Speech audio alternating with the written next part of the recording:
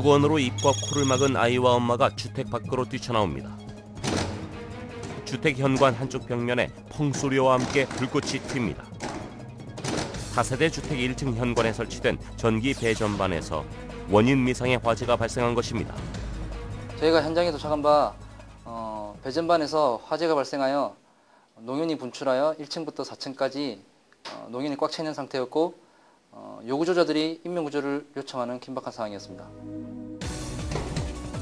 건물 출입구 전기 배전반에 스파크가 튀는 아찔한 상황.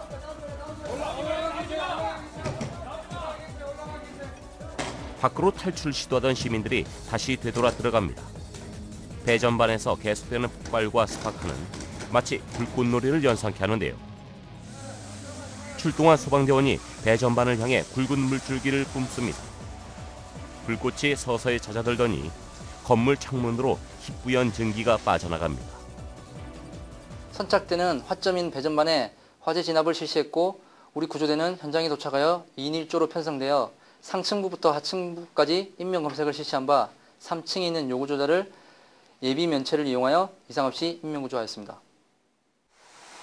불이 완전히 진화된 후 대원들이 건물 안에 있던 아이들부터 차례로 구조합니다. 내복 차림의 아이는 많이 놀란 듯 울음을 터뜨리는데 대원들이 아이를 진정시키고 외투를 입힙니다. 다세대 주택에 사는 거주자 6명이 모두 무사히 구조됐는데요. 가족들은 서로를 부둥켜 안고 안도의 한숨을 내쉽니다. 인명피해는 없었지만 한밤중에 일어난 아찔한 화재에 주민들은 놀란 가슴을 쓸어내려야 했습니다. 전기는 우리 생활 속에서 없어서는 안 될 중요한 에너지로 자리 잡고 있지만 전기로 인한 화재는 우리나라 화재의 원인 중 가장 높은 비중을 차지하고 있기도 합니다. 실제로 소방방재청의 2011년도 화재 통계를 살펴보면 전체 43,800건의 화재 발생 중 전기에 의해 발생한 화재가 1,661건으로 무려 24.3%의 높은 비중을 차지하고 있습니다. 침대 매트리스와 전기장판 일부가 새카맣게 탔습니다. 이 집에서 불이 난 건 지난 19일 안방 침대 위에 깔아놓은 전기장판이 과열돼서 화재가 발생한 것입니다. 지난 1월에는 동작구 사당동의 한 아파트에서 전기 난로의 열 때문에 커튼에 불이 붙어 화재가 발생하기도 했습니다. 이날 화재로 잠을 자던 부부가 얼굴과 손에 화상을 입기도 했습니다. 이처럼 화재 발생의 상당 부분을 차지하는 전기 화재는 어떻게 일어난 걸까요? 첫째로 들 수 있는 것이 바로 합선입니다. 이것은 2개 이상의 전선 피복이 손상된 상태로 서로 접촉해서 스파크가 일어나 화재가 발생하는 경우입니다. 두 번째로 들 수 있는 것은 누전인데요. 누전이란 전류가 설계된 부분 이외의 장소로 흘러 이로 인한 스파크가 발생해 화재가 일어나는 현상을 말합니다. 세 번째의 원인은 과부하입니다. 집안에서 문어발식 플러그를 사용할 경우 전선에 전류가 축적되어 화재가 발생할 수 있습니다. 마지막으로 들 수 있는 발생 원인은 바로 스파크입니다. 보통 스파크는 전기 스위치나 플러그 주위의 먼지, 톱밥 등의 가연성 분진과 반응해 화재가 발생합니다. 전기 화재뿐만 아니라 모든 화재 발생 시 무리하게 화재 진압을 하려 하지 마시고 안전한 곳으로 대피하여 즉시 119에 신고하시는 게 좋습니다. 우리에게 꼭 필요한 소중한 전기. 하지만 늘 위험이 도사리고 있는 만큼 전기에 대한 올바른 지식과 사용법을 익혀 전기 화재 예방에 힘써야겠습니다.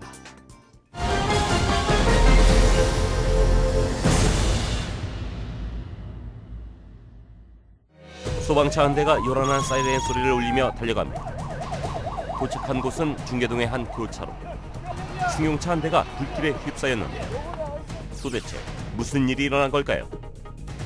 현장에 도착하여 보니 중계역 사거리에서 카니발 차량과 택시가 충돌하여 카니발 차량에서는 화재가 발생하였고 택시에는 기사분과 승객 한 명이 차량 내에 갇혀 있는 상황이었습니다. 택시와 충돌한 후에 불길이 치솟는 승용차. 시뻘건 불길은 차량 전체를 집어삼킬 듯합니다. 소방대원들이 즉시 화재 진압에 나섰는데요. 불이 난 승용차에 소화기를 뿌리자 하얀 유독가스가 도로 전체를 가득 메웁니다.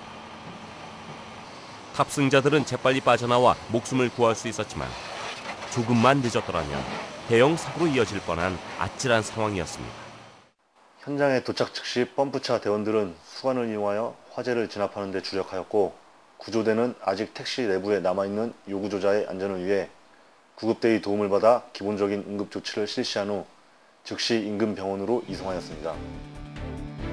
화재 진압에 이어 인명구조도 이어졌는데 택시 뒷좌석에 탄 승객이 들것에 실려 나옵니다. 몸이 축 처져 있는데요. 이번 사고로 택시 승객이 목과 머리를 다치는 등 모두 4명이 크고 작은 부상을 입었습니다. 지난 14일에는 홍제동 홍지문 터널 안을 달리던 승용차에서 불이 나 10여 분 만에 꺼졌습니다. 다행히 인명피해는 없었지만 터널 안에 있던 화재 차량을 바깥으로 이동시키는 동안 터널 안이 혼잡했고 소방서 추산 250여만 원의 재산 피해가 났습니다. 17일에도 서부 간선도로 목동교에서 오목교 방향으로 달리던 승용차 엔진룸에서 갑자기 불이 붙는 사고가 발생했는데요. 이 불로 승용차 한 대가 전소됐고 주변 교통이 10여 분간 혼잡을 빚었습니다. 소방당국은 엔진 과열로 불이 난 것으로 보고 있습니다. 차량 화재는 크게 엔진 과열과 엔진 전기 합선에 의한 화재가 있습니다. 또한 차량 화재가 발생하게 되었을 때 교통사고로 인한 자동차 문의 변형으로 문을 열지 못하게 되면 인명피해로 이어질 수도 있고, 연료가 휘발유, 가스 등 인화성 물질이기 때문에 폭발 등 2차적인 사고로 이어질 수 있습니다.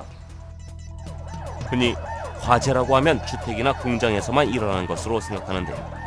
하지만 차량 화재도 매년 적지 않게 발생합니다. 소방방재청의 통계에 따르면 지난해 서울시에서 발생한 전체 화재 중에서 9.5%가 차량에서 발생한 화재로 나타났는데요. 즉, 화재 10건당 1건은 차량에서 발생한 화재라는 것입니다. 차량에서 발생하는 화재의 가장 큰 원인은 엔진 과열. 엔진 과열을 막기 위해서는 냉각수 점검이 필요한데요. 평소에 냉각수의 양은 충분한지, 새는 흔적은 없는지 꼼꼼하게 살피고 냉각수 온도를 표시하는 수온계도 수시로 점검해야 합니다. 그리고 엔진의 먼지와 이물질을 자주 제거해주는 것도 화재를 예방할 수 있는 좋은 방법입니다. 차량 화재를 예방하기 위해서는 우선 교통사고를 방지하기 위해 기본적인 안전수칙을 준수하여 운전하는 것이 중요합니다. 그리고 주기적인 차량 점검을 하여 차에 이상이 있는지 확인을 하고 혹시 모를 화재를 대비하여 차량용 소화기를 비치하는 것이 좋습니다. 만약 화재가 발생하였다면 신속히 차량에서 빠져나와 대피하시고 즉시 119에 신고하셔야 합니다. 운전자 본인은 물론 다른 차량까지 위험에 빠뜨리는 차량 화재 사고. 평상시에 안전운전과 정기적인 차량 점검만이 나와 이웃의 생명을 지킬 수 있습니다.